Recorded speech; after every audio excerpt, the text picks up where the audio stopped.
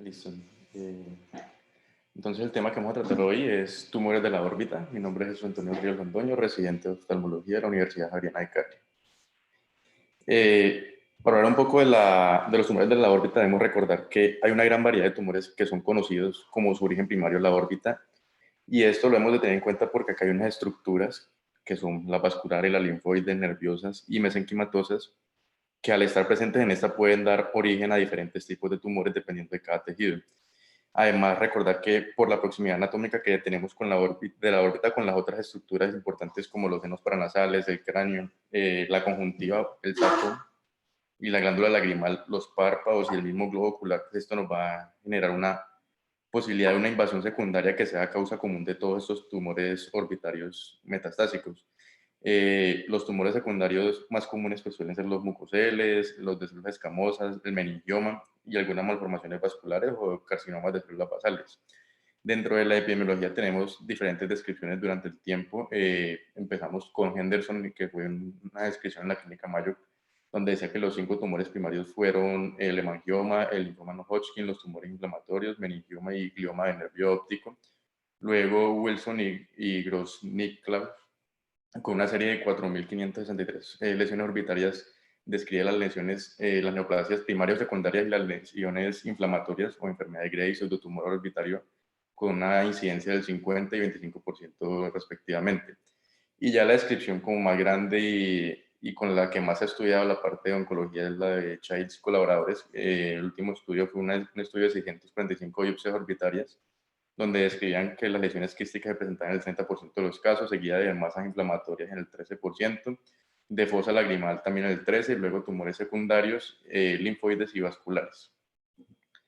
Dentro de los pioneros de investigación en cáncer tenemos tres grandes pues, momentos. Primero con Boveri, que empieza a describir la malignidad de un tumor como resultado de un balance inapropiado de las instrucciones, aquí pues hablando de información genética, y de que esto se deba a la mutación de la célula tumoral. Hanafusa con la descripción de los virus RNA tumorales que causan el cáncer, y Bishop y Barnus con el origen retroviral de los oncogenes en el 89. Debemos también tener en cuenta cuáles son las características que nos hablan de una célula cancerígena. Entonces hablamos de tres grandes, que es la inmortalización, que es la expectativa de vida indefinida y proliferativa que tienen estas células, la transformación, que es la pérdida de respuesta a la regulación normal que tenemos del crecimiento celular, y la metástasis, que es la habilidad para salir del tumor e invadir otros tejidos en cualquier otra localización del cuerpo. Entonces, tenemos también que hay diferentes estadios y pues clasificaciones aquí. Entonces, tenemos los oncogenes, que es un gen que ha sufrido daño genético y produce una proteína que es capaz de transformar en sí la célula y actúa de forma dominante. Aquí tenemos diferentes oncogenes. Ya cuando hablamos de un protooncogen, ya es gen cuyo producto proteico juega pues, un papel en la regulación del crecimiento celular y tiene la capacidad aquí de inducir ya la transformación celular y pues genera el cambio genético, la mutación. Y los genes supresores de tumores, que son unos genes que funcionan inhibiendo pues, el crecimiento y la división del ciclo celular y proviene el desarrollo de esos tumores. Entonces debemos tener en cuenta estos términos a la hora de hablar de tumores. Vamos a tener que hay unas regiones microsatélites que son las que pueden generar unos cambios o unas elongaciones de estas regiones con mono o dinucleótidos dispersos aleatoriamente en el genoma, y en estas células, en las células pues, se genera como un sistema de reparación enzimático deficiente y se genera una inestabilidad microsatelital. Esto es un ciclo que genera unas células con fenotipo mutado con un genoma inestable y además asociado pues al epigenoma y pues a esta metilación o acetilización de histonas, pues se genera todos estos cambios que pues dentro de todo este proceso se genera la mutación. Entonces, a la hora de hablar de un tumor orbitario, es una consulta que en realidad la mayoría de veces es el primer sitio de consulta va a ser el oftalmólogo por los síntomas que puede generar, que son muy inespecíficos y puede empezar desde o una proptosis o pérdida de la agudeza visual o cambios inespecíficos o dolor inespecífico del globo ocular, por lo que empieza la consulta. Incluso cuando son metástasis orbitarias que ya pues vemos que en algunos casos pues ya aún se ha, digamos, avanzada de otra parte del cuerpo que no se ha logrado detectar, el primer sitio de consulta va a ser el oftalmólogo. Entonces debemos iniciar muy bien pues, la evaluación clínica que conocemos con los antecedentes y el interrogatorio asociado. Siempre en casos de proptosis, pues recordemos que la cavidad, la órbita es un lugar lleno de diferentes componentes anatómicos, que el cambio o el efecto de masa de cualquiera de estos pues va a generar el primer signo pues característico de una proptosis y ya más adelante generando otros asociados. Entonces tomar fotografías y pues para ver los cambios y la evolución de los agravantes del dolor, la agudeza visual, la diplopía y todo lo que hacemos durante la consulta normal. Hasta este momento en realidad pues lo enfocamos general como si fuera cualquier patología oftalmológica. Entonces, en el examen externo empezamos también a volar la parte de los tejidos blandos, la proptosis o los cambios anatómicos que estemos presentando aquí en este momento. En la biomicroscopía no debemos pasar por alto ninguna de las partes que tenemos en el segmento anterior porque podemos tener lesiones que nos indiquen que está un CA metastásico, pues tomar la presión intraocular para ver si hay cambios por el efecto en masa que genera alguna de estas patologías. La función de la vía visual, la que debemos evaluar muy bien, y esta es una de las partes más importantes y más desde el enfoque neurooftalmológico, es conocer muy bien la vía visual y evaluar las diferentes partes de estas, tanto la aferente como la eferente, para ver con esto en qué sitio puede ser el que se está presentando el compromiso del carcinoma orbitario. A la hora de realizar los campos visuales, que en realidad en neurooftalmología lo hacemos de rutina, sin embargo, se nos olvida un poco en la práctica de oftalmología general, es importante realizarlo. Uno a veces se encuentra con sorpresas a la hora de realizar sus campos visuales, más que todo en estos pacientes que tenemos unos síntomas inespecíficos y que no hemos logrado dar con un diagnóstico clave. Entonces, pues realizar todo el examen por pasos para que no se nos vaya a pasar alguno de estos. La motilidad ocular, la oftalmoscopía para ver el fondo de ojo y también revisar muy bien que no hayan lesiones metastásicas, y luego ya pasamos cuando tenemos todo esto que en realidad describían en los artículos que hasta el 80% de los casos que se realiza un buen examen clínico se tiene el diagnóstico. Si una vez esto aún seguimos con sospechas o no tenemos pues claro en realidad el diagnóstico, entonces se pasa a confirmar pues lo que estamos pensando con imágenes. Entonces lo que hablamos ahorita, los diferentes pasos, que no se nos vaya a olvidar, entonces empezar con la biomicroscopía normal, luego la tonometría. Muy importante realizar la parte de la revisión de las vías visuales y las reacciones pupilares, los reflejos pupilares, perdón. Esto con el fin de ver en qué parte puede estar presentándose esa lesión generando pues un daño. A la hora de realizar el campo visual, pues ver en qué parte hay escotomas o cómo se está generando cambios patológicos en los movimientos oculares y el fondo de ojo. Dentro de la evaluación y más cuando estamos sospechando un tumor en órbita, aunque estamos enseñados a solamente estar pues en la parte ocular, debemos revisar muy bien adenopatías, y si estamos sospechando algún tumor y podemos pensar que pueda ser metastásico por esto asociado a la historia clínica, entonces debemos revisar los diferentes sistemas pues del cuerpo, al menos hacer el interrogatorio e ir enfocado a hacer una revisión superficial y pues ver qué otros asociados tenemos. Pues el efecto en masa, que es ya en estadios más avanzados, las adenopatías y la proptosis cuando ya es más evidente. Dentro de las imágenes diagnósticas, entonces tenemos diferentes. Uno que pues no estaba escrito cuando uno revisa los artículos de cáncer de órbita, de tumores orbitarios o de metástasis orbitales, no nombran casi nunca el campo visual. Sin embargo, pues revisando propiamente el campo visual y revisando el enfoque de neurooftalmología, vemos que es una ayuda diagnóstica muy útil a la hora de predecirnos o indicarnos anatómicamente dónde puede estar una lesión. Si conocemos muy bien la vía visual aferente y eferente conjunto asociado a un buen campo visual, entonces podemos determinar en qué parte puede estar presentándose estas lesiones.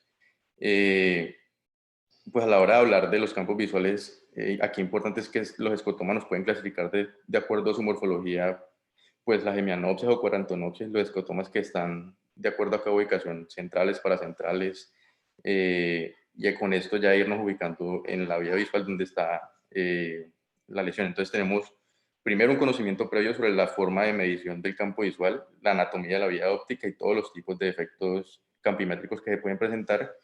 Y con esto, conjunto con el examen, entonces vamos a hacer el recorrido hasta la vía óptica de la corteza, suponer a dónde se está presentando esta lesión. Dentro de las imágenes o las técnicas de imagen que se presentan en neurooftalmología, según las áreas anatómicas, voy hablando de la órbita. Entonces tenemos que la mayoría de veces usamos o TAC o resonancia y en algunos casos Doppler, y esto dependiendo de qué patología se esté presentando. Entonces cuando tenemos traumatismos, cuerpos extraños, usamos el TAC, lesiones óseas o calcificaciones, enfermedad de Graves o exoftalmos, resonancias. Aquí importante entonces, sospecha de tumores, el examen, el gold estándar aquí sería resonancia. Y cuando tenemos ya es asociados a alteraciones de la dinámica del flujo, entonces usamos arteriografía, que en algunos casos, pues aquí ya sería también, puede ser terapéutica. Dentro de estas no nombran casi la ecografía orbitaria propiamente en la órbita, sin embargo es especialmente útil pues en pediatría. La ecografía orbitaria se realiza, pues recordemos, con unos transductores de alta frecuencia, y es la técnica de elección pues a la hora de valorar el globo ocular. Entonces cuando el globo ocular es explorado correctamente con una oftalmoscopía, pero existen opacidades en los medios o dificultad para ver, pues para realizar toda su evaluación, que impida pues ver a través de la ecografía, pues aquí nos va a ser de mucha ayuda, especialmente pues como hablamos ahorita en pediatría, ya que no requiere sedación, puede utilizarse como un control evolutivo de la respuesta al tratamiento en algunos tumores, y asociado al Doppler, que es útil para la evaluación de las alteraciones de la dinámica del flujo aquí, permite pues caracterizar algunas lesiones vasculares. También puede utilizarse como pues en la valoración no invasiva de las fístulas, digamos, en las cavernosas, o en las que se observa un engrosamiento de la vena oftálmica con inversión directo del flujo y arterialización del mismo. Entonces, como que tenemos esto más como un uso para el globo ocular. Sin embargo, si estamos sospechando un tumor orbitario, a veces a la hora de hacerle el fondo de ojo, pues no logramos ver todo, entonces es útil realizar primero la ecografía para descartar que sea un proceso intraocular y luego pues seguir la evaluación con el resto de la órbita.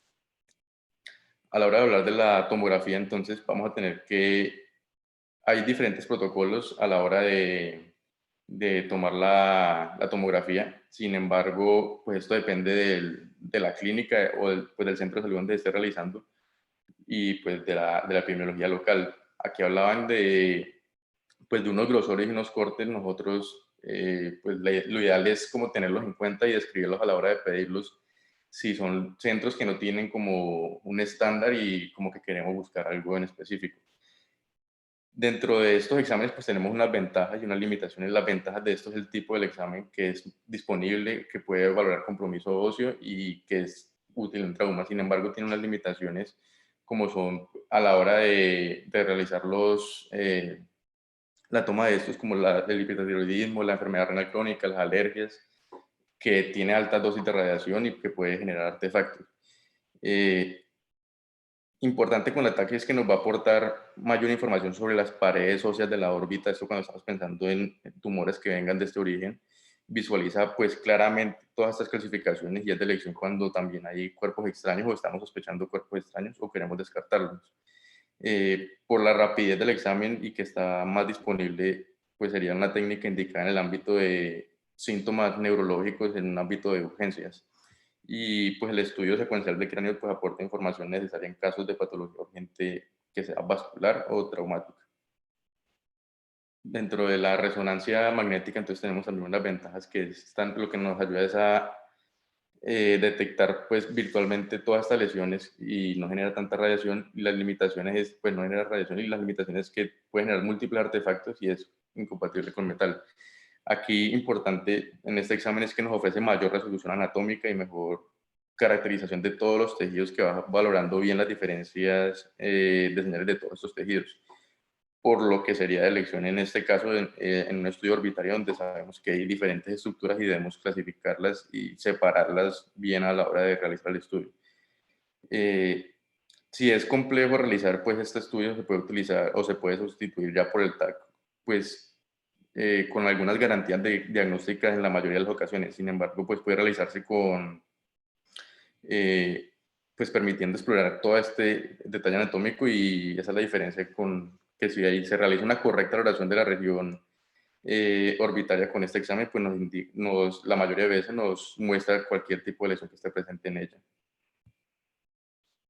La arteriografía, que es un examen que mantiene esa indicación ya en casos seleccionados, aquí pues más vasculares como aneurismas, fístulas, varices o malformaciones vasculares. Ahorita vamos a ver que hay diferentes tumores con estos tipos de características y que en este momento va a tener una indicación tanto diagnóstica como terapéutica. Y en tumores orbitarios e intracraneales que ya están muy vascularizados puede resultar beneficiosa, y a la hora de esto puedes realizar también la terapéutica de una embolización parcial previa pues a la intervención quirúrgica que se esté pensando.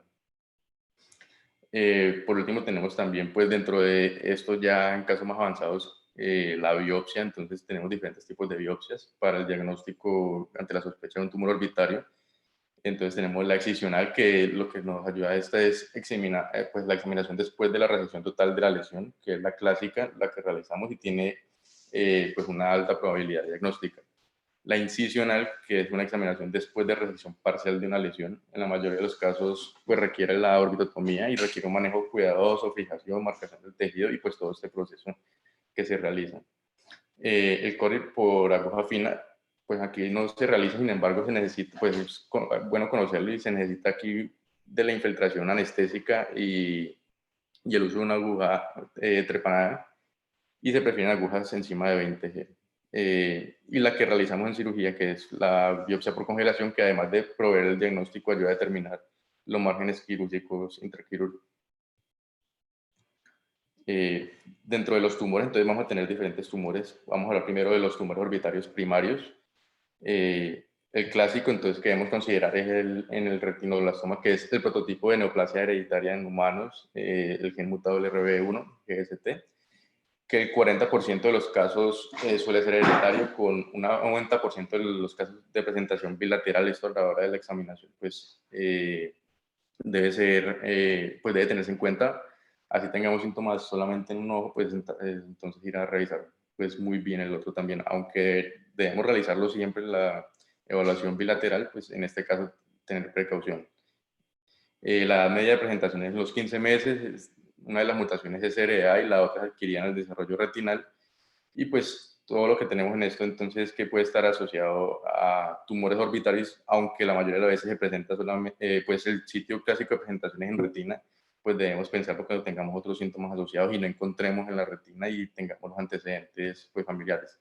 Algunos casos se puede presentar esporádico, que es en el 60% de los casos pues de los que se presenta el retinoblastoma, y en estos la presentación más frecuente es unilateral. La edad media de presentación es los 27 meses y ambas mutaciones ocurren en el desarrollo retinal también.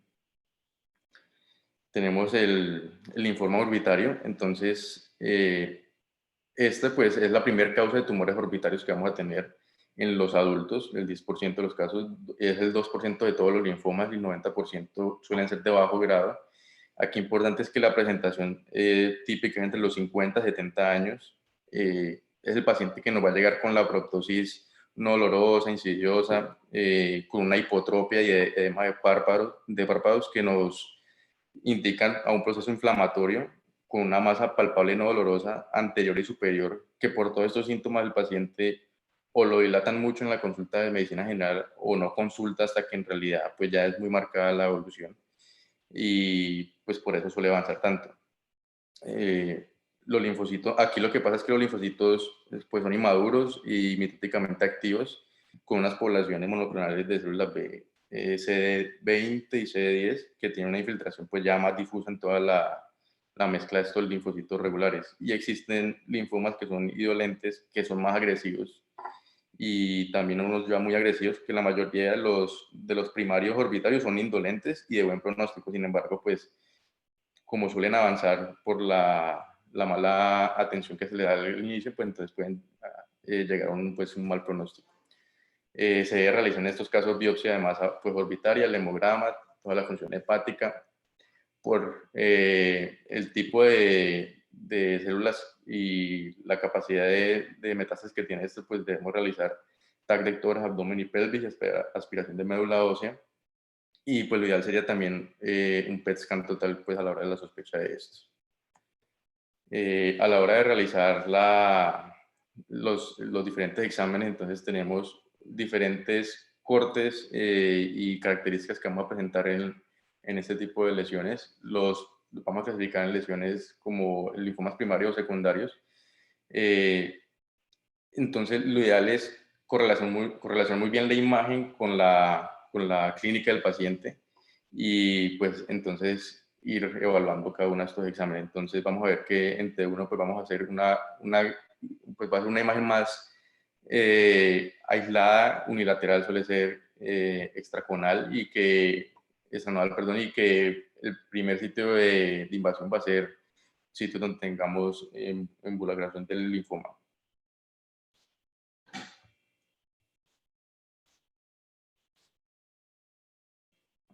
Ajá. Dentro del tratamiento, pues vamos a nombrar rápidamente porque no queremos andar mucho en la charla, entonces vamos a tener radioterapia, quimioterapia sistémica e inmunoterapia y radioterapia, esto dependiendo pues del compromiso y esto lo vamos a ir realizando en conjunto con oncología clínica. Tenemos otro tipo de tumor que sería el hemangioma cavernoso. Este va a ser un tumor primario benigno más común en los adultos, después de los benignos del 3,1 a 9% de todos los tumores, que suele tener también un curso indolente y pocos signos distintivos y puede ser solitario y unilateral. Eh, Puede presentarse, como vemos acá, intraconal o extraconal. No suele haber masa palpable, pocas veces compromete ya la glándula lagrimal y no suele tener muchos signos pues, ya inflamatorios. Está presente, pues te va a presentar múltiples espacios cavernosos separados por unos septos que se van a llenar de sangre y con pocos linfocitos. Entonces, aquí importante con esto es que en los exámenes, en la resonancia, la lesión va a ser, pues por su característica, ser bien circunscrita y redonda. Puede generarse también ovoide. Y también podemos verla que sea un poco más heterogénea y con un realce homogéneo. Entonces, a la hora de revisar esto también, pues recordar un poco que puede estar asociado al síndrome de Maffucci, que es múltiples encondromas, y pues en realidad como para tenerlo en cuenta, en realidad cuando se presenta o cuando se diagnostica es cuando ya está un poco más avanzado por sus características clínicas que al comienzo pues en realidad son un poco notorias. Cuando hablamos del hemangioma capilar, en la examinación externa es una lesión rojiza intensa o azul que puede ser de aspecto multilobulado. Es el tumor vascular orbitario más común en los niños y se presenta del 0,2 al 2,2% de todas las lesiones orbitarias. Suele manifestarse cuando se presentan en los 2 primeros meses de vida y el 83% están localizados en la órbita anterior. Y aquí importante con esta lesión es que el 70% tiene una regresión completa a los 7 años. Histológicamente se va a presentar como un gran número de células endoteliales con estructura citoplasmática pues lo que se va a notar es una gran cantidad de vasos y se ve pues una lesión de aspecto heterogéneo pues en la imagen intenso o hiperintenso que puede estar presente en el T1 e hiperintenso en el T2 con gran realce si tiene medio de contraste y puede generar también unas áreas de ausencia de señal. La ausencia de señal se va a presentar por la gran cantidad de vasos que van a estar presentes dentro del tratamiento. Primero, si no desplaza el ojo o genera defectos refractivos o compromiso ya del nervio óptico, que lo veamos con compromiso de la vía visual o los reflejos pupilares, entonces lo que realizamos es una evaluación y manejo con esteroide, pues esto conjunto con oncología clínica. Y otros tratamientos incluyen pues ya el manejo de prednisolona pues a altas dosis y todo el seguimiento de este. El linfangioma, entonces el linfangioma tenemos que el 0,3 a 1,5% de todas las lesiones orbitarias y suele manifestarse en los primeros 10 años de vida. Este, al contrario del anterior, no tiene regresión espontánea y por el contrario, de gran cuidado porque puede tener un gran riesgo de sangrado espontáneo. Dentro de los síntomas, pues la proptosis exacerbada por un trauma o infección respiratoria y alto riesgo de recurrencia postquirúrgica. En el examen se ven canales, se van a ver unos canales linfáticos eran hiperintensos y el fluido va a ser más hiperintenso y ocurre por liberación de la metahemoglobina que está presente en esto, y puede verse pues unos niveles de fluido, sobre todo en el T2. Y si tiene ya una hemorragia y es reciente, pues va a ser hipointensa y en el tiempo pues la señal puede ser hiperintensa porque se van lisando todos esos glóbulos rojos. E histológicamente la masa pues va a ser más pues de un aspecto irregular como multiquístico como el resto de las masas, y pues aquí importante es que también puede generar pues por su característica histológica un tejido conectivo como que forma unos trabéculos. Y al extraer la masa, pues ya en el manejo, entonces vemos que va a ser la masa también irregular de aspecto multiquístico con el resto de las masas, y la indicación pues de la cirugía va a ser, si no hay compromiso del nervio óptico, aumento de la presión intraocular o daño de la vía visual, entonces va a ser propiamente cosmética. Pero sin embargo, cuando ya hay compromiso del nervio óptico, puede hacerse la excisión parcial y aspiración de los quistes. Presentamos también de los primarios, las varices orbitarias, que es una lesión vascular poco frecuente que va a comprometer pues, a cualquier tipo de edad. Inicia, pues, se presenta como pues, la clásica clínica de una varice, que es debilitamiento de la varice y llenamiento de esa sangre. No hay, como aquí no hay válvulas, se continúa luego con una trombosis y luego recanalización. Importante con esto es que pues el signo clásico es que aumenta o hay aumento de la apoptosis cuando generamos valsalva, y pues puede ser tratada quirúrgicamente aquí con embolización. A la hora de realizar las imágenes, entonces la vamos a clasificar, va a presentar clasificaciones que se generan por unos flebolitos en la región venosa, y suele verse hipointensa y heterogénea en el T1.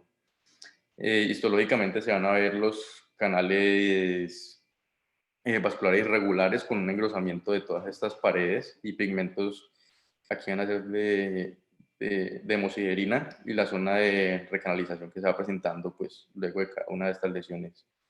Y la cirugía pues va a ser pues el manejo ya es quirúrgico vascular, y se puede realizar con el manejo con el paciente pues aquí en Trendelenburg o con presión yugular para visualizar muy bien el tumor, pues generando como el efecto aquí en Valsalva. Tenemos también el hemangiopericitoma, que es un tumor vascular infrecuente, pues de origen del pericito, con un comportamiento poco predecible, y requiere pues aquí múltiples manejos por su recurrencia, y hasta asociado hasta el 15% de muerte está asociado por la metástasis. Imagenológicamente vamos a ver entonces una lesión que va a ser pues bien circunscrita, que suele ser más superior, con calcificaciones, pero debido a que tiene una gran potencial de extensión, puede comprometer ya aquí los senos esfenoidales y el cráneo. Y normalmente es, como vemos acá, hizo intenso, con un realce leve a moderado, pues pudiendo ser que no se generen cavitaciones. En la histología vamos a ver que se ven los pericitos con bastante mitosis, y los núcleos van a ser más redondos y unos depósitos irregulares en las membranas basales. Y aquí importante es que es altamente positivo a CD34. Tenemos también el angiosarcoma y la hiperplasia endotelial papilar intravascular. El angiosarcoma es más frecuente, que comprometa el párpado superior y afecta la órbita. Esto es por extensión. Y la hiperplasia, aquí clásico de esto es que histológicamente se van a ver con múltiples capas de células endoteliales sin atipia, pues por el nombre que lo dice, que es propiamente una hiperplasia, con disposición de fibrina y colágeno y el componente inflamatorio del trombo que se va a generar. Con el angiosarcoma, aquí importante es que la tasa de supervivencia es muy baja, del 12% a los 5 años, y pues la clínica clásica es que nos va a comprometer más frecuente el tercio superior del rostro, y suele ser un carcinoma, pues un cáncer muy agresivo. Dentro de los otros vasculares que tenemos primarios, las fístulas arteriovenosas y las malformaciones, entonces tenemos la carotidia cavernosa, la dura cavernosa y la orbitaria arteriovenosa. La carotidia cavernosa está entre la porción intracavernosa eh,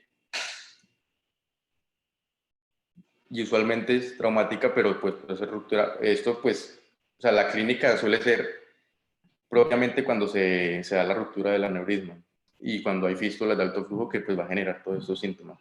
Aquí importante es que en el momento en que se genere un aumento del efecto masa que está generando esto pueda comprometer las estructuras de la vía visual y genere síntomas propiamente de esta. Entonces, esta es una de las urgencias neurooftalmológicas que vamos a tener cualquiera de estas fístulas arteriovenosas o las malformaciones por el alto riesgo de complicaciones vasculares que puede tener y que el síntoma primario que nos puede estar dando es algún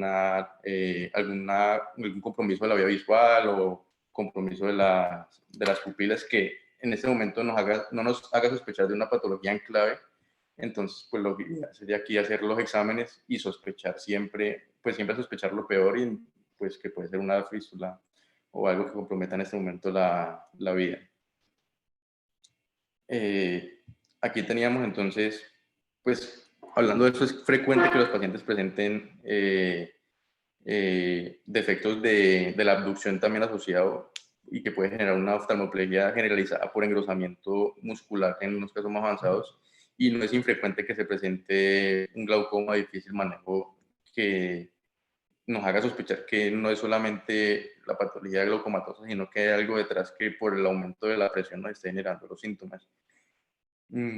Imagenológicamente, en T1, pues vamos a ver dilatación o las imágenes contrastadas, pues aprecian el engrosamiento muscular aquí ya generalizado y la imagen pues nos va demostrando con las diferentes evoluciones después de una cateterización con balón. Sin embargo, aquí importante es que con el pasar del tiempo nos puede generar unas comunicaciones entre las arterias meningias de la carótida externa y el seno cavernoso y hay múltiples complicaciones potenciales con el uso del balón de la angiografía y por eso es al utilizar la carótida hay un alto riesgo de sangrado y pues la persistencia de la fístula o la parálisis de algún nervio o aneurismas falsos que nos generen también una oclusión y pues nos lleva a un isquemia y hasta la muerte. Tenemos luego los leiomiomas. Entonces, dentro de estos va a ser un tumor vascular que se origina en el músculo liso de todos estos vasos orbitarios y es poco frecuente en la órbita. Sin embargo, la localización puede ser variable y no hay un hallazgo que nos haga pensar propiamente en esto y es de pronóstico muy bueno y un comportamiento más benigno. Aquí importante es que en la imagen lo que vamos a ver es una lesión que va a ser isointensa en T1 e hiperintensa en el T2. Que cuando generemos un realce va a haber un realce periférico pues ya más moderado. Tenemos también la enfermedad de Kimura, entonces esta es una hiperplasia con eosinofilia angiolinfoide, o sea que existe una gran proliferación de canales vasculares que van a estar rodeados de todas estas células endoteliales y unos fragmentos de la membrana elástica que van generando una ruptura de todos estos músculos lisos y en la enfermedad de Kimura microscópicamente van a haber unos folículos que son linfoides rodeados de todos estos vasos. Sin embargo, es una enfermedad de muy buen pronóstico. Entonces, luego de los primeros tenemos ya pues, dentro de la clasificación los tumores fibrohistocíticos. Entonces tenemos los tumores mesenquimales benignos o malignos localmente agresivos. Está compuesto por células fibroblásticas e histiocíticas y son de difícil diagnóstico y el tratamiento por extensión y la cantidad de células que tenga. En el fibrosarcoma con extensión cuando ya hay extensión a las celdillas etmoidales, tenemos también, o sea, que el más frecuente es cuando se presentan la fibromatosis encontrada pues, en los adultos con un tumor homogéneo posterior. Y aquí lo importante es que va a haber como una apariencia firme con múltiples fibroblastos con material mixoide. Y pues importante es, o sea, a la hora de realizar el diagnóstico, un diagnóstico más histológico que clínico. Y en este momento solamente por la proptosis o en casos muy avanzados o neuropatía pues asociada ya al efecto en masa que genera es que se realiza la excisión o pues en este caso sería ya evisceración, enucleación, perdón, evisceración o exanteración dependiendo del compromiso y pues el diagnóstico ya va a ser ya patológico. La histocitosis, tenemos la histocitosis de Langerhans o otras histocitosis no Langerhans, Eh, Aquí, entonces, tenemos que es causada por proliferación de las células de Langerhans que van a contener los gránulos intracitoplasmáticos de Birbeck, el S100, el CA1, el C1A, perdón, y suelen ser pacientes pediátricos menores de 15 años. Importante es que en ellos se va a generar una esclerosis ósea, sobre todo en los huesos planos. Entonces, en estos casos son los pacientes que van a generar un efecto en masa, pero a la hora de realizar, va a ser una masa pétrea por el compromiso óseo que se está generando. Y ya en estos casos, cuando tenemos este efecto de masa, en realidad el paciente ha consultado múltiples veces por síntomas visuales y ya compromisos del nervio óptico. En las otras histocitosis no Langerhans se van a expresar la transglutaminasa, el factor 8A, el CD68, el MAC387 y la vermentina sin los granulos de Birbeck. Esta está representada por el grupo de linfogranulomatosis y especialmente en la enfermedad de Erdheim-Chester, que son lesiones líticas, protostolíticas que se van a presentar en estos. Y aquí importante es que cuando se presenta va a ser también una masa pétrea, sin embargo, el compromiso visual va a ser más avanzado y pues se va a notar claramente. Dentro de los tumores tenemos también los cartilaginosos fibroóseos. Entonces, en estos tenemos las lesiones formadoras de hueso, los osteomas, que son el osteoma del frontal, que suele ser denso y esclerótico. Y en la histología lo que se va a ver es un hueso cortical con unos sistemas haversianos pues ya variables. Y en la lesión infiltrativa del sarcoma osteogénico, entonces va a ser más mal definida con unas áreas de esclerosis y ya presenta pues en estos casos lisis y los clústeres pues de las células fusiformes. Eh, Tenemos pues los depósitos atípicos y depósitos de hueso pues ya neoplásico que vamos a ver aquí y pues el sarcoma pues para osteal que es un subtipo menos agresivo pues puede presentarse, sin embargo por el tipo de histología que tiene este tipo de tumor y la gran capacidad de metástasis, cuando nos consulta el paciente por síntomas oftalmológicos, en realidad ya es muy avanzado y el pronóstico es muy malo. Tenemos las lesiones formadoras de cartílago, entonces aquí la encontromatosis múltiple, que tenemos la enfermedad de Ollier o el síndrome de Maffucci. En la enfermedad de Ollier, que se presentan múltiples masas cartilaginosas de huesos largos, aquí el mesenquimal es el subtipo de condrosarcoma pues más agresivo. Y aquí vale la pena tomar en estos casos iniciales radiografía que nos muestra entonces una esclerosis moderada de masas orbitarias multilobuladas. Y en la histología nos va a mostrar una esclerosis, un cartílago hialino con condrocitos que se van a describir como atípicos. En el síndrome de Maffucci, en condromas múltiples con hemangiomas subcutáneos, que los hemangiomas cavernosos van a ser en estos casos bilaterales. Importante con eso es que genera una proptosis más aguda y pues puede presentar síntomas sistémicos pues más de compromiso óseo. Aquí importante recordar el compromiso óseo es de huesos largos, pues para realizar la toma de los exámenes respectivos, y puede haber compromiso hepático, esplénico y pues atipia ya histopatológica. Las lesiones fibroóseas, entonces aquí pues principalmente son niños menores de 10 años en los que genera proptosis, digamos que en este es una elevación de la ceja izquierda, que se hace más evidente con los movimientos oculares. Y en las imágenes vamos a ver que la imagen aquí de la elección es el TAC y se presenta con una esclerosis que va a ser irregular del frontal, que incluye pues un trabéculo interno y externo. Y en la apariencia macroscópica vamos a ver que se presenta con una histología de tejido fibroso compuesto pues rugosa, y es porque en la histología va a presentar unas células fusiformes y trabéculos que no van a ser continuos y no tienen actividad osteoblástica. Entonces se muestra como un fenómeno ahí de rugosidad de todo este tipo de tejido. Dentro de las lesiones quísticas, entonces tenemos el quiste óseo simple y el quiste óseo aneurismático. El simple El óseo simple tenemos que es un quiste unilocular lleno de líquido que va a estar rodeado por una pared fibrosa y en la mayoría de los casos se localiza en huesos largos. Sin embargo, pues puede estar presente entonces la parte ósea de la órbita. Aquí, importante con este tipo de lesiones que la tomografía nos va a mostrar la lesión quística y rodeada de una nueva formación ahí ósea con múltiples densidades. Y microscópicamente lo que se va a ver son todas las células fibroblásticas en forma pues, de uso que van a contener el contenido sanguíneo y pues nos muestra también los depósitos focales de hemosiderina ya en las fases más avanzadas. Tenemos importante pues en la parte, todos estos son tumores que se presentan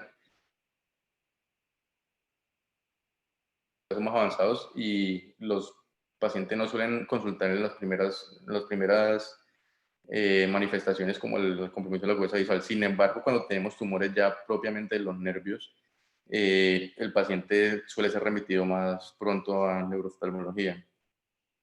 Tenemos el schwannoma, que es un tumor benigno de nervio periférico, que está a representar el 2,3% de todos los tumores orbitarios y se asocia con neurofibromatosis en el 18% de los casos. Suele originarse en las ramas sensitivas del oftálmico, aquí sería B1, y por lo general suele comprometer la órbita superior y respetar aquí el ápex orbitario. Eh, en la imagen en T1 la lesión suele ser intraconal, que suele ser isointensa, y también vemos como en el T2 va a tener un aspecto como más hiperintenso y la histología nos va a mostrar una composición de múltiples células de esto lo que se nombrarán los cuerpos de Verocay. Y aquí el manejo sería la excisión incompleta que nos muestra pues en los estudios muestra unas tasas de éxito altas. Sin embargo, el 32% de los casos quedan con déficit sensorial, pues esto más asociado a la técnica quirúrgica y al compromiso que se tiene anatómico en este momento. El neurofibroma, que es un tumor benigno de nervio óptico, de nervio periférico, que representa el 3% de los tumores orbitarios. Aquí a nivel orbitario, los subtipos plexiforme y localizados son los más frecuentes y el 66% de los neurofibromas plexiformes compromete el párpado superior. Pues es uno de los tumores orbitarios que más nos ayuda al diagnóstico es a la hora de realizar todo el examen clínico y ver las diferentes manifestaciones que tenemos de la neurofibromatosis. Entonces, estos se van a clasificar en plexiforme, difuso y localizado. Y el plexiforme es el que es pacto mnemónico de la neurofibromatosis.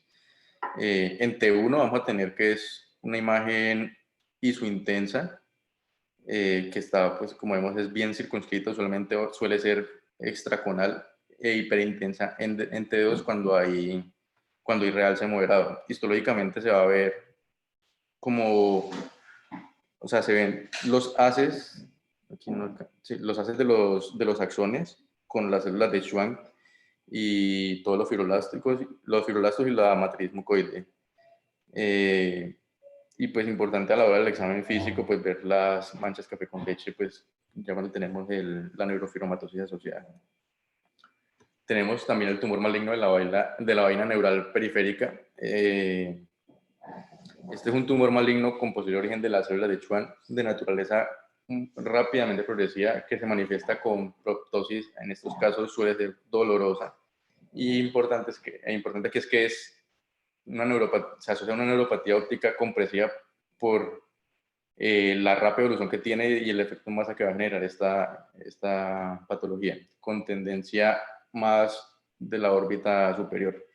Se puede, por el tipo histológico, generar una propagación perineural e intracraniana y el 70% de los pacientes fallecen en los primeros 5 años del diagnóstico.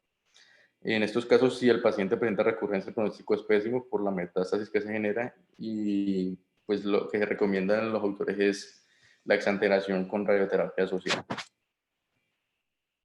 En el tumor de célula granular, en estos tenemos que normalmente ocurre en la piel, lengua, brazos y pecho, y cuando suele presentarse en la órbita suele ser solitaria y no asociada a otros. Pues no tiene una característica específica y se observan unas lesiones por proximidad que van a comprometer los músculos extraoculares, entonces hay compromisos o desviaciones de estos músculos asociado pues, a la infiltración que genera sobre estos. Es de los tumores que más genera estrabismos pues, asociados al compromiso muscular. El 25% de los casos se encuentra adherido al recto o al orbicular y es radioresistente, pero de un buen pronóstico cuando hay una adecuada resección. Sin embargo, las complicaciones pues, son más asociadas a la técnica quirúrgica que al mismo componente histológico del tumor. Tenemos también los neuroblastomas primarios de órbita o el tumor carcinoide primario de la órbita. Este suele ser de compromiso orbitario y es usualmente secundario o metastásico y puede originarse en diferentes regiones del cuerpo que nos debe hacer pensar pues, a la hora del diagnóstico oftalmológico o patológico que debemos realizar una adecuada evaluación sistémica. Y el tumor carcinoide que nace usualmente en las células enterocoronafines y la mayoría de los casos compromete la órbita por metástasis también y requiere una evaluación sistémica en busca del tumor primario. Ya cuando tenemos la neurofibromatosis, pues recordar que lo conocemos como el síndrome oculoneurocutáneo, ocurre por una mutación del cromosoma 17, llamado también, o el NF1, llamada también neurofibromatosis periférica. Y cuando tenemos el NF2, es una neurofibromatosis del acústico bilateral o central, y este más de mutación del cromosoma 20. Dentro de la manifestación ocular es importante a la hora de la evaluación clínica es la clásica compromiso de la uvea, que es en el 80% de los casos. En un menor porcentaje ya haber compromiso de los párpados, córnea, y en el 12% de los casos se presentaba compromiso del nervio óptico. A la hora de la evaluación de la biomicroscopía vamos a tener pues, los nódulos de Lynch, que son visibles desde los 5 años, que esto se presenta en el iris por unos compuestos de melanocitos o células gliales. Y a la hora de realizar las imágenes entre uno vamos a tener los gliomas bilaterales, que es pues, lo que se describe aquí es un engrosamiento fusiforme y que suele ser intenso. Y se pueden observar si no hay progresión clínica o imagenológica y pues irlo correlacionando con la clínica y si no, pues el siguiente paso terapéutico sería radiación. Tenemos también los tumores de glándulas lagrimales que según lo descrito pues en el artículo y por los Childs, es pues de una alta incidencia y es uno de los tipos de tumores que más genera consulta por el tipo de evolución que tiene y por la proptosis que va a generar, que es de más fácil diagnóstico y pues al estar en la parte más anterior de la órbita, pues nos indica que se está presentando un efecto en masa que es más visible y pues tiene una adecuada, pues la instauración suele ser más aguda, entonces se suele dar un diagnóstico adecuado. Suele presentarse con edema, dolor, pues la quemosis, por todo el efecto de masa que está generando esto y el eritema del párpado comprometido. Las lesiones suelen ser en algunos casos bilaterales, más que todo en la población adulta y no dolorosa en estos casos, que cuando no sea dolorosa y sea bilateral nos debe hacer pensar también en un compromiso linfoproliferativo, pues a descartar. El dolor y el curso va a ser crónico y las clasificaciones suelen ser más frecuentes cuando tenemos un proceso pues ya maligno. Tenemos también el quiste ductal lagrimal. Este se origina por una obstrucción de todos estos conductillos lagrimales. Aquí importante es que, pues hablando de este propiamente, a la hora de la evaluación va a presentar una transiluminación visible, sobre todo en la conjuntiva. Y a la hora de realizar el examen imagenológico en T2, vamos a observar entonces la imagen quística, que va a ser bien delimitada sin ningún compromiso óseo. E histológicamente pues se va a presentar una capa interna cuboidal y una columna externa microepitelial. El adenoma pleomórfico, que es una neoplasia benigna, que es más común de la glándula lagrimal, aquí importante es que con este se originaba el 90% del lóbulo orbitario y la mayoría se encapsulaban y el abordaje por orbitotomía lateral era pues, más recomendado en estas, para la exploración amplia y especialmente si hay antecedentes pues, ya de biopsias.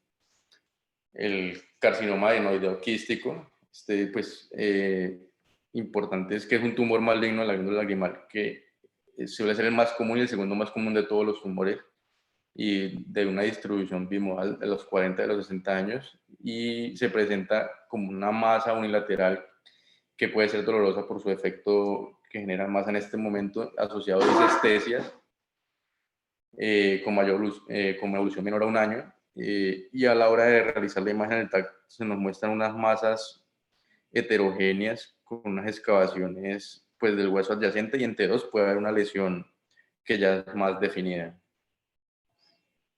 El adenocarcinoma, que constituye el 7% de las neoplasias epiteliales y es más frecuente en los hombres mayores, pues la transformación del adenoma pleomórfico. Presenta metástasis temprana y normalmente excede los límites de resección quirúrgica en el momento de presentación, y son casos en los que el manejo pues, termina en una exanteración en la mayoría de los casos. En la TAC se puede ver entonces las lesiones como una masa superolateral con realce de la órbita, y pues a la hora de tener en cuenta la tasa de supervivencia, es que un promedio es muy bajo de 1.5 años, y siempre se recomienda pues la coadyuvancia de radioterapia. Tenemos el carcinoma mucoepidermoide, que es el carcinoma primario más común de las glándulas salivales, pero infrecuente en la glándula lagrimal.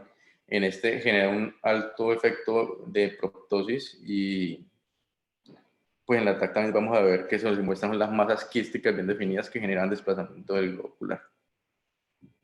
Tenemos también los tumores de la vía lagrimal excretora, que se presentan en forma de masa no fluctuante, no dolorosa, usualmente sangrante, y a veces con lagrimeo. Siempre que se presente pues esto, nos debe hacer pensar que hay un compromiso neoplásico en la vía lagrimal, y por el sitio anatómico se debe evaluar la extensión nasosinusital o orbitaria, y la integridad pues, de la vía lagrimal. Aquí asociados a eso tenemos también los papilomas y los carcinomas del saco lagrimal, que se pueden presentar con la misma sintomatología, y el tumor epitelial primario, aquí pues más frecuente del saco lagrimal, es el papiloma, y el 60% de los tumores al nivel del saco lagrimal que suelen ser malignos, pues ya son los carcinomas del saco lagrimal.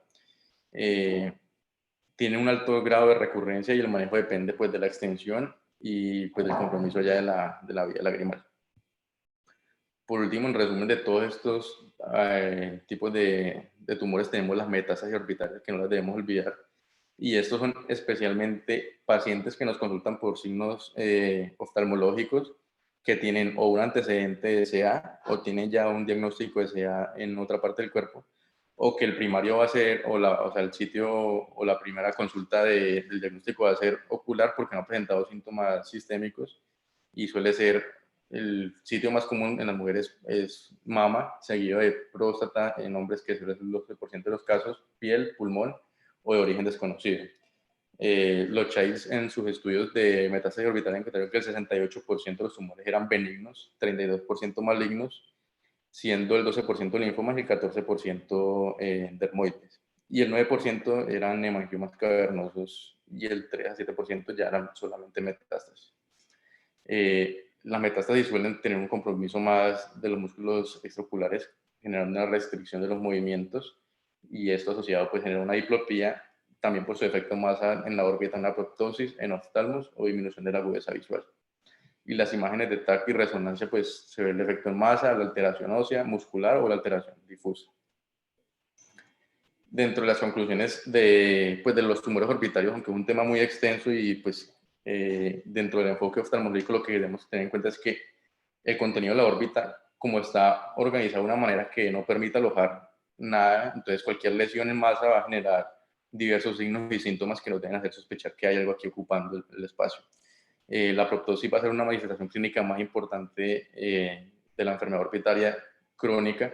Luego de este efecto en masa, pues se pueden generar diferentes manifestaciones clínicas, como son las alteraciones de los movimientos oculares, que pueden condicionar pues, a las asplegias, diplopía, por el efecto también en masa y el aumento de la presión y daño del nervio óptico. Se pueden generar fluctuaciones de la agudeza visual, la inyección conjuntival, quemosis y el mismo pues, dolor crónico. Desde el punto de vista neurooftalmológico, muchas de las consultas pueden ser por signos o síntomas secundarios a este tipo de lesiones. Y aunque se pueden presentar patologías oftalmológicas secundarias a la lesión y confundirse con patologías neurooftalmológicas, es de gran importancia conocerlas y realizar un adecuado abordaje clínico, diagnóstico y terapéutico para no pasar por alto un tumor orbitario y que no lo tomemos en una fase inicial y que sospechemos, o sea, no lo sospechemos y más bien diagnostiquemos o dejemos al paciente como un diagnóstico de otra patología menos grave. Por eso, la importancia clave aquí desde el visto de neurooftalmología es realizar un adecuado examen clínico, una valoración de la biomicroscopía sin saltarse ningún paso, la evaluación completa de la vía visual, de las pupilas, del fondo de ojo y del campo visual. Una vez realizado esto en la consulta, nos debe enfocar hacia un diagnóstico adecuado y con esto realizar la toma de imagen correspondiente con el fin de delimitar y pues verificar el diagnóstico que tenemos en mente y pues realizar una adecuada remisión y seguimiento del paciente. Muchas gracias. Jesús, gracias por tu revisión. Pues yo creo que no necesitamos como mucho resumen porque Jesús hizo un muy buen resumen al final. Solo resaltar que pues los pacientes que consultan con proptosis el diagnóstico es bastante evidente, pero muchos pacientes cuando tienen tumores en su fase inicial pueden no tener la proptosis y tenemos que estar alerta en esos pacientes quienes tienen disminución progresiva de la visión y vemos algunos cambios en el nervio óptico que podrían ser edema de disco o podrían ser atrofia óptica, así sea sectorial. Entonces podemos considerar allí dentro de las neuropatías ópticas, pues las lesiones compresivas. Y pues de todas maneras a los pacientes que tienen atrofia óptica o edema les hacemos imágenes para de establecer, por ejemplo, si es una enfermedad desmielinizante y esa misma imagen nos sirve para descartar tumores, incluyendo los pacientes con neuritis ópticas agudas.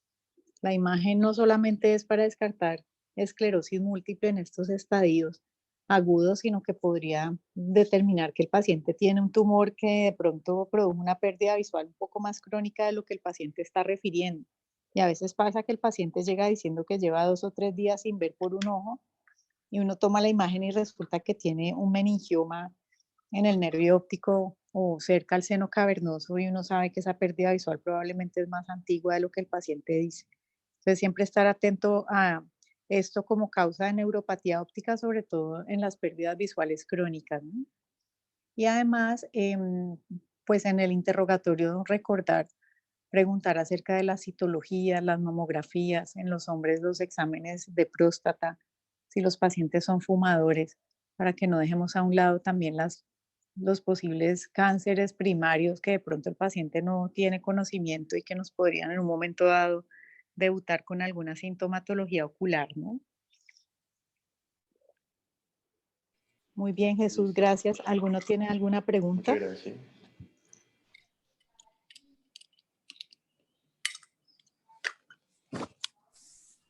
Bueno, gracias a todos y que estén bien. Gracias, buen día. Gracias. Gracias.